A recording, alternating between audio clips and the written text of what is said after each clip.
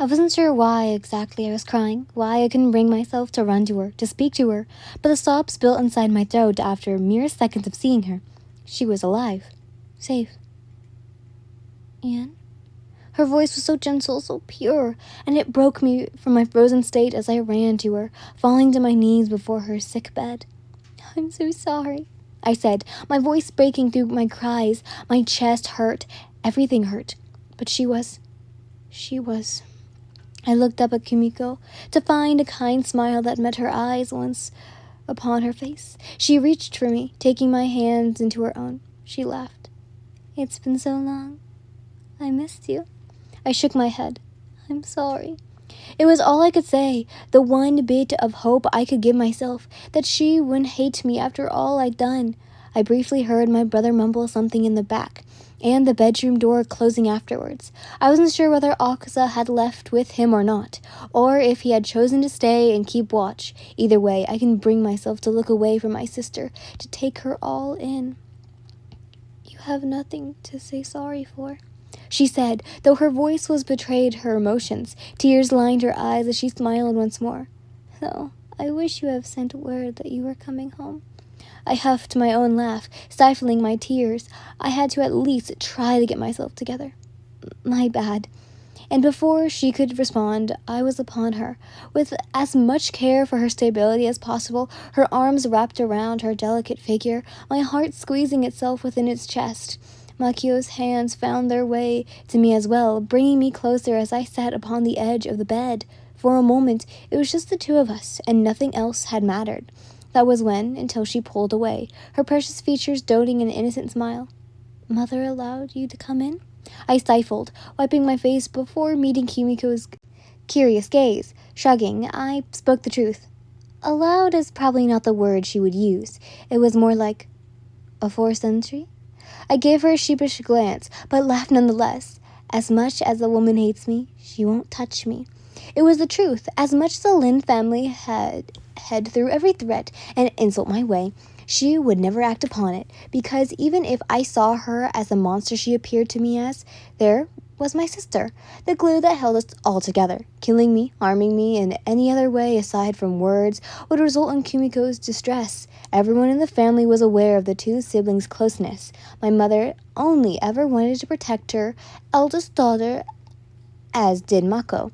When it came down to it, everyone was all for Kimiko. It was how it always had been. "Are you all right, though?" I inquired, taking the time to scan over her features head to toe to deem her health as well, and, "Of course." Her gentle smile made me pause. There was something different about it, something... "I'm more than all right, actually." I opened my mouth to ask her more, but Kimiko's eyes darted towards the door. "So, are you going to make him stand there all night?" I frowned before turning to where he gaze was set upon, Akaza's arms crossed and looking far too threatening for a sister reunion. He blocked the door, watching both of us with predatory gaze. "I practically forgot he was there," I teased, and Akaza merely rolled his eyes in a way that made him appear far more human than ever before. I caught my sister's look of surprise, watching her scan the demon and all of his essence in a sweep of her gaze. Her brows raised. "And is he..." "This is Akaza," I said with a casual wave of my hand. "He is..." I stopped, my words faltering. My sister had never known about our profession.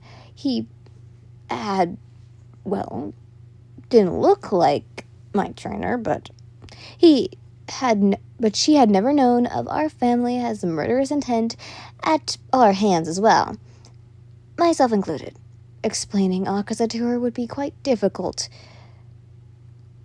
"Ah," she said, and I turned to the change in her voice.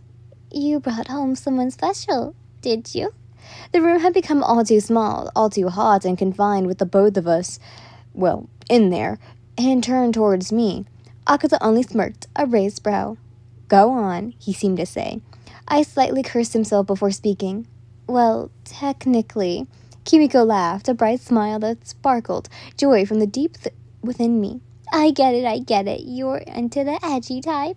I winced, only now remembering that most people hadn't grown accompanied to Akaza's appearance, and I would have objected if it were not altogether the thought that was infiltrating my sister, despite the fact that throughout the past few minutes I noted how weak she truly was, how tired her voice and breath were. She still was doing what she could to make us smile, to lighten the burden from me, the burden that she will never know about. Because the thought of Kimiko looking at me with the disdain and disgust after finding out why I had really left this home all those years ago. It is a pleasure to meet you, Akaza said with a slight tilt of his head. One might call it a bow. I've heard plenty about you, Kimiko.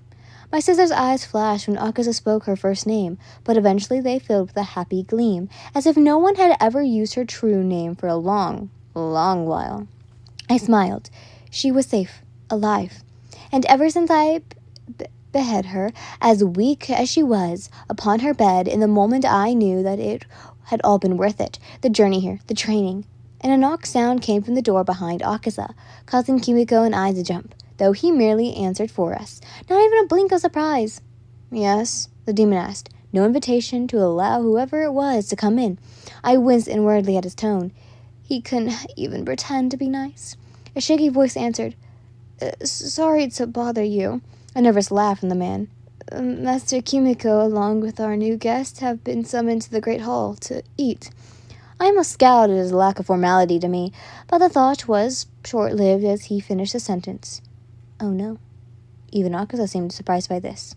His eyes connected with my own, pink brows furrowed, as if he could sense the unwilling worry that was about to come.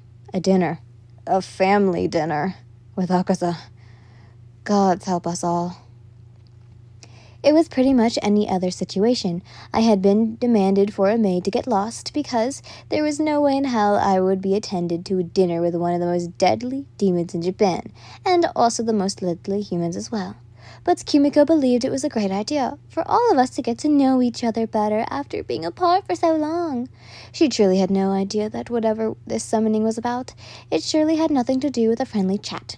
Oh no, from the very first moment I heard it, I could practically see the threat my mother intended with it. It was a test, as well, to see whether or not I would bring Akaza along with myself to this meal. The demon and I currently stalked quietly behind the man who summoned us, bringing us towards a great dining hall, despite the fact that I could possibly have found it with my own eyes closed. We all kept our mouths shut, aiding Kimiko in her wheelchaired state that had taken an extra few minutes to get her into before we left her bedroom. The servant led us down the hall skeleton walls. I could practically smell the fear filtering behind him towards us. Akaza was tense beside me, as if now, only, had just occurred to him that what he had actually gotten himself into when I'd brought him here. I bit my lip to keep from grinning. He probably had not been expecting to have dinner with a bunch of mortals tonight. He glanced at me as if sensing my question, my attention, his brows raised in questioning. I simply shrugged, linking my arms through his, a look that casual to most, but for us, a sign of reassurance, to know that whatever may happen, it was us. We would fight our way out if we had to. Akaza gripped me tightly in response. Kimiko glanced behind us. Aw, how adorable you two are. I smiled, not fake. For some reason her words excited warmth within my chest, and with Akaza holding on to me, well, Akaza himself had his lips brought into a casual smile. I brought myself staring at it. From how natural it appeared, I wondered if his smile had been fake, if it was just simply an act to play along with everyone in this household. He was my lover. He peered at me, frowning slightly. What's wrong, darling? His voice was smooth as butter. His mouth dried. I had to focus myself to look away, muttering that I was fine, especially as the flashback of the night together in the cave had come back to me. At a realization that had appeared as clear as day when he had been all over me, when, I can't say it. It had taken so long to realize it, that I loved him, that he had become my home, which in a way hurt, seeing Akaza like this, because I couldn't comprehend whether it was an act, or whether or not he felt the same way as me. The casualness was so odd, as if we were a normal couple, arms linked and going on for a stroll. Part of me wished it could be true, even though it would never be. Everyone suddenly halted in their pursuit, and Akaza squeezed me a bit tighter as he beheld the familiar oak doors that had led us to the dining room. The doors creaked as a man hauled them open, his breath coming faster as he pulled, warm light filtering through, and I hissed the brightness, the amount of lanterns lit inside the otherwise dark room. The large table was packed with food of all sorts, far fancier than any other meal I'd had for a long time, as I remember. A feast, that's what it was. And there, kneeled in front of it all, my family. Guards stood by every door and window, watching us like hawks. It had always bothered me as a kid, knowing I could never be left completely alone. It was only until it realized to me that our family truly identified that I understood their purpose. "Oh, I'm happy to see you could make it," my mother's voice sounded, the words sweet but nonetheless venomous. Makio was silent, staring at the table before him, lost in thought as though he hadn't even known we had entered. "Why wouldn't they?" Kimiko asked as I fought to keep the grip on her chair's handles from breaking with how tightly I held them. Akaza merely guided me with a hand behind my back. "I merely figured they would be too busy," my mother responded, knowing fully well that wouldn't be the case. There were others at the table. My mother, of course, was the head. I hardly paid any heed to whomever they were. Probably those who had joined the household after I'd been removed. I shoved my emotions away, holding them the way Akaza taught me to, and brought up a smile that only promised death as we approached the table. "It was so kind of you to invite us," I said, with a voice as sharp as steel. "Akaza and I were delighted to hear your consideration for us after I returned home." Returned, as if I hadn't made my way in through my own place. Mother's eyes twitched, and I deepened my smile as I looked towards her, sitting into my chair after Kimiko was put into her spot. Akaza settled in beside me. "Akaza and I are utterly starving, aren't we?" I huffed, turning to find Akaza with a mask of excitement acting upon his features. Indeed, our journey was quite exhausting. He spoke so casually it was hard to hear. Even so, I was grateful to play along with him. He turned to face my mother head-on. "Thank you for allowing us, Master Yin and I, into her home." My mother's eyes flashed. "Of course." Her lips formed a thin line. If I hadn't known I'd loved the demon before, Akaza's words just made now would have made me fall head over heels. The look on the family head's face brought ethereal joy. I thought the urge to bring his lips to mine in a moment, but what happened next was even better. Akaza, without another word, began reaching for his food as though he owned the place. I grinned after a moment, joining him. A few of the other table members mumbled, hesitantly reaching for the food that Akaza was already munching away at. He didn't even eat food, and yet he did it simply to piss everyone off. "Allow us to begin," my mother said, her words so chipped that I fought with laughter. Kimiko didn't even take notice or even care. "This looks absolutely wonderful. Thank you, Mother." Though everyone knew fully well that she hadn't made a crumb of the food, my mother's face softened as she looked towards my sister. "Eat as much as you'd like, dear." And for some reason, it made my heart stop. I paused my chewing. My mother had never spoken to me that way. Had never set such kind eyes my way. "Stop it," a voice inside my head said.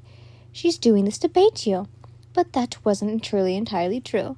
My mother loved Kimiko. There was no lie about it, no bait for me aside from shoving the truth into my face. A hand gripped my thigh underneath the table, and I coughed, returning to my food. Akaza must have noticed my faltering act, trying to keep me to myself together. But his hand stayed, even as though the table covered. His hand stayed upon my thigh, beginning to stroke his thumb along it, and though he did it to help me focus, the way he touched me, holy gods, it was making my skin erupt in flames.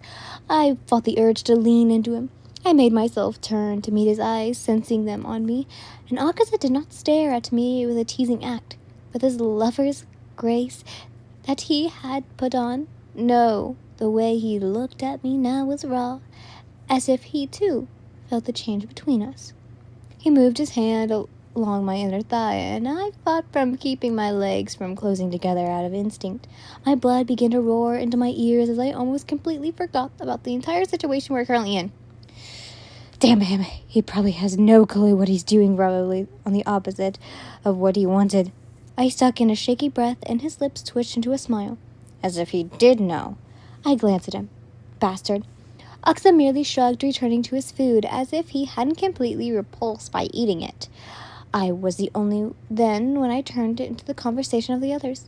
Oh, Kimiko, dear, my mother said a bit too loudly, a single glance at me before turning to my sister. You should share the news with Ian and her guest. Haven't you been waiting to tell them? I found, and Akaza paused, his spoon stopping mid-air. Turning to my sister, with her skin tinted pink, she slid her eyes away from everyone. What news? I asked. I knew it was a trap, one that I fell into right away, but I couldn't help it. There was something about what happened, something Kimiko hadn't shared just yet. Well, my sister, her face still burning as she faced me. I straightened my back, preparing myself. I was not at all prepared for what she said next. You see, while you were gone, I'd a sheepish glance around the table. The other nobodies, Maki included, suddenly found their meals very interesting. I'd met someone. He actually proposed a few days ago. The table went dead silent for a moment. That felt like an eternity. My heart began to loop into a gallop. What? I looked to my mother to find her smiling, her eyes gleaming. Really? Kimiko only grinned, laughing. Yes, he's so sweet, and Mother actually approves of him, which I suppose is a good thing. I gasped, looking around. Everyone at the table had been aware of this news. Everyone except Akaza. Kimiko had met someone, a man, who had proposed to her? It was. I shook my head. Every other time Kimiko had been drawn in both men and women with her beauty, none of them ever stayed. For as soon as those selfish pigs of humans found out about her chronic illness, they would drop her like trash linen on the streets. But now, she was engaged. It wasn't some bait by my mother, no. From the look in Kimiko's eyes, the way her blush stayed upon her face, it was true. Even Akaza appeared to be surprised enough, but I couldn't look at him, couldn't bring myself to look away from the joy that lit up my sister's face. But I also couldn't bring myself to ignore the alarms ringing off in my head. Scanning at me. That's something. Something about this wasn't right. You'll be happy to know that he is invited over to eat with us again tomorrow. Isn't that wonderful? Really? My sister said, her grin expanding. I couldn't form the words. My mother turned to Akaza. I'm sure he would love to meet you too, if you'd do us the honor of staying. I only stared at the woman who bore me, turning to her with narrowed eyes. Somehow, this was her doing.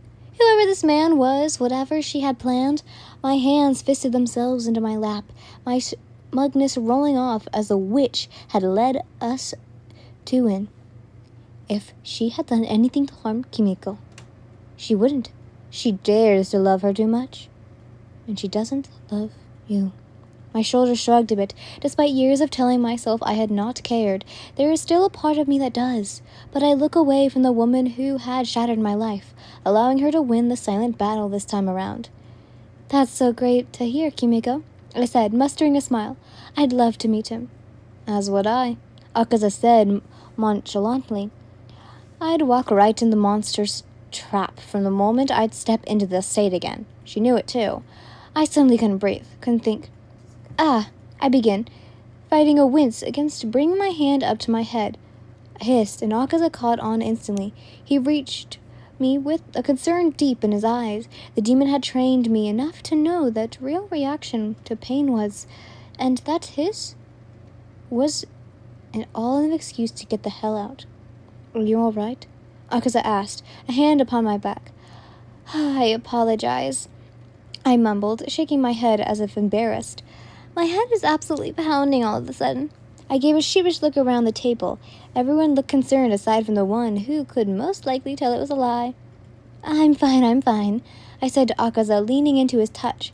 That wasn't exactly an act. His touch was just really reassuring.